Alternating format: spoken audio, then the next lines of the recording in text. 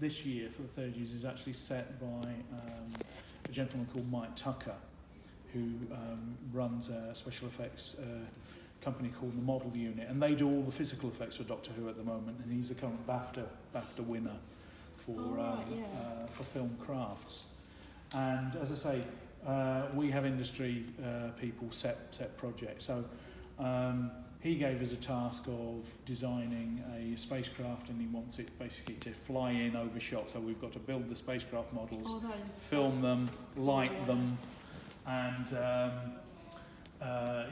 also it's supposed to come over a building, this spacecraft, so like a church-like building. So that's being constructed over there, so you can actually see that going on over there. So in a few weeks' time, all of that will be together, and we'll be going up into our film studios to be filmed, to be lit and filmed. This model as well is going up to be filmed. That looks like it's been taken a while. Yes. Yeah. It looks like it's really intricate. Well, I was explaining, that one was actually rescued from the fire, because the student had actually taken it to his accommodation, and he was one of the students that was there at the fire. So we thought it had been lost. We thought it had been destroyed. Yeah.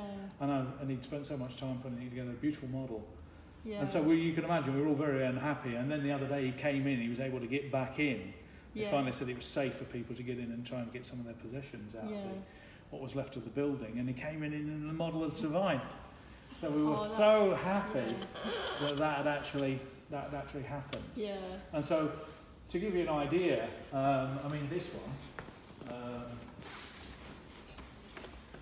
we make them all from very, very mundane materials. So this is just sort of very simple, like MDF. They're just boxes. Can you see? They're just like box shapes. Yeah, they are. And then we clad them in plastic card, and that then allows us to stick all the details. So we get any old junk and parts of model kits and things like this.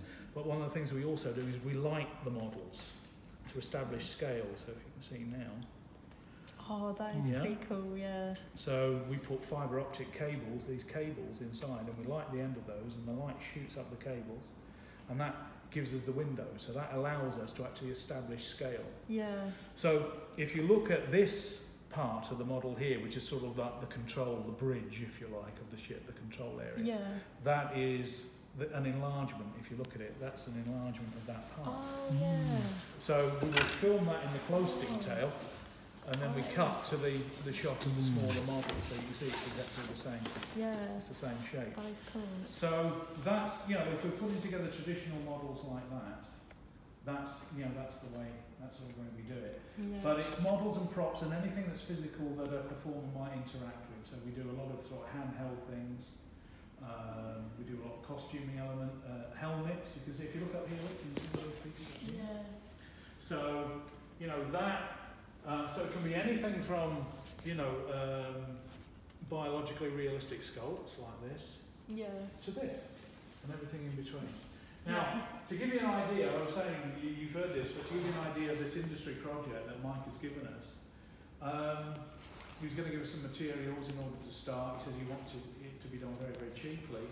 And so we were expecting he was going to send us some really nice materials. He sent us dustbin lists. So we've now got to make, flying saucers out of dustbin lids. So you can see how we've applied detail in the same way as you can see in the model. And all it is, the student did that yesterday, and we just got some basic shapes, and she smashed up a load of computer parts from our junk boxes and just glued them together. Oh you can see that. Whole thing made of those? Yes. That is impressive. All the old computers, yeah.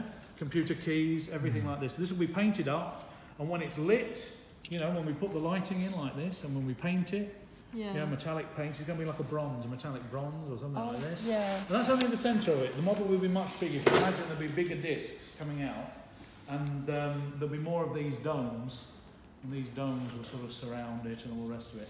So it's learning how to actually take very, very mundane materials